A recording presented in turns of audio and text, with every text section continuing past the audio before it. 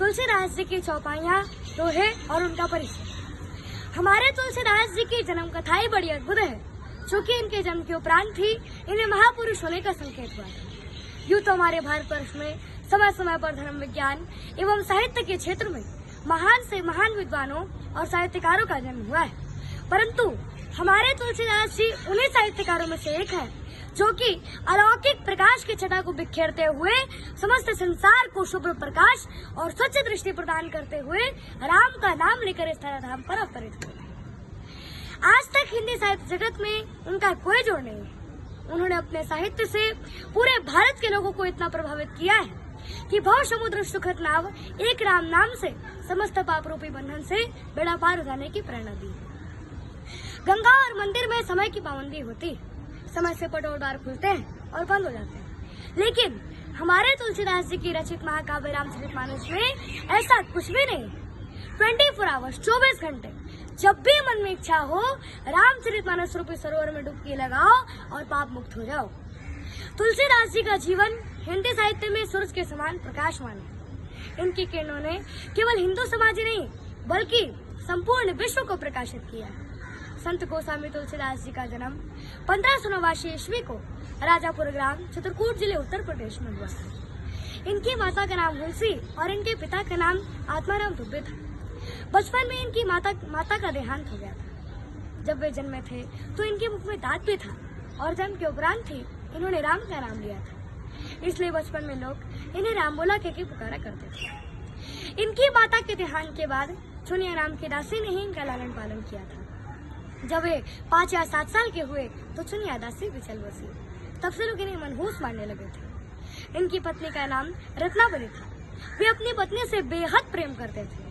लाज न आई आपको दौड़े आयो साथ, थिकते कैसे प्रेम को कहा के हूँ मैं नाथ। अस्ति चर्म में देह मम तमो ऐसी प्रीत, तैसे जो श्रियामय होत न तब भय। अर्थात ऐसी मान्यता है कि तुलसीदास जी ने अपनी पत्नी से मिलने के लिए अंधेरी तूफानी रात यमुना की नदी तैर कर ससुराल जा पहुंचे। उस अंधेरी रात में तुलसीदास जी को देखकर रत्नावली भय और लज्जा से चकित हो गई और क्रोध के वशीभूत होकर तुलसीदास जी को वापस लौट जाने को कहा और कहा कि इस हाड़ मांस के पुतले से प्रेम करने की बजाय अगर आप प्रभु श्री राम जी के चरणों में अनुराग करते तो तुम्हारी 7 पीढ़ियों का उद्धार होगा। इस फटकार को सुनकर गोस्वामी तुलसीदास जी ने अपना संपूर्ण जीवन प्रभु श्री राम जी के चरणों में अर्पण कर दिया, समर्पण कर दिया। चित्रकूट के घाट पर हरि संतन के वीर तुलसीदास चंदन घिसे तिलक देत रखिए। इस तरह से तुलसीदास जी ने अनेक रचनाएं लिखी।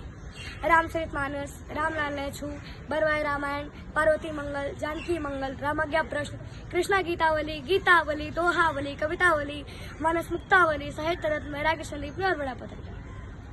इन 14 रचनाओं के अलावा 4 और रचनाएं भी काफी प्रसिद्ध हैं। हनुमान चालीसा, हनुमान अष्टक, हनुमान बहुक और तुलसी सत्साय भी शामिल है। जब तुलसीदास जी ने रामचरितमानस की रचना की थी तो सभी पंडितों ने ईर्ष्या और के रामचरितमानस का बहिष्कार किया था और दुष्ट पंडितों ने उन्हें अनेक प्रकार की कष्ट और यातनाएं भी दी थी और इतना ही नहीं, उन्हें प्रताड़ित भी किया गया था। सभी पंडितों ने उन्हें वृंदावन के मंदिरों में ले जाकर कृष्ण भक्ति करने को विवश करने लगे। कहा कहो छवि आपकी भले बने हो नाथ, तुलसी मस्तक तब नवे जब धनुष बांध ले हाथ।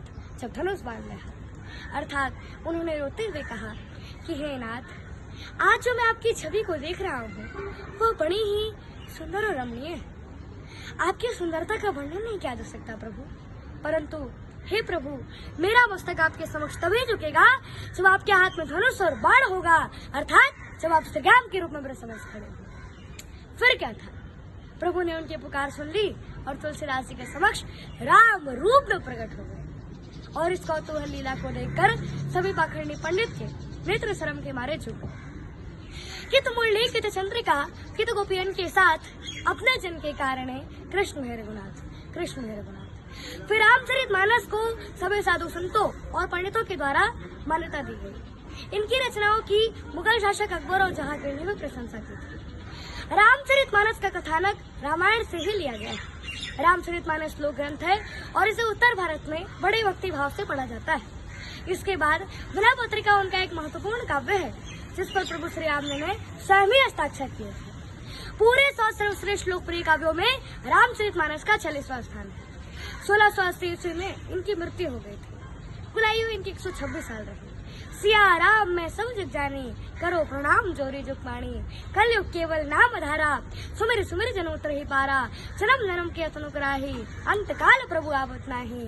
जो हरि कथा सुने नहीं काना, श्रवण अंग आई भवन समाना। जय जय श्री राम, हर हर महादेव।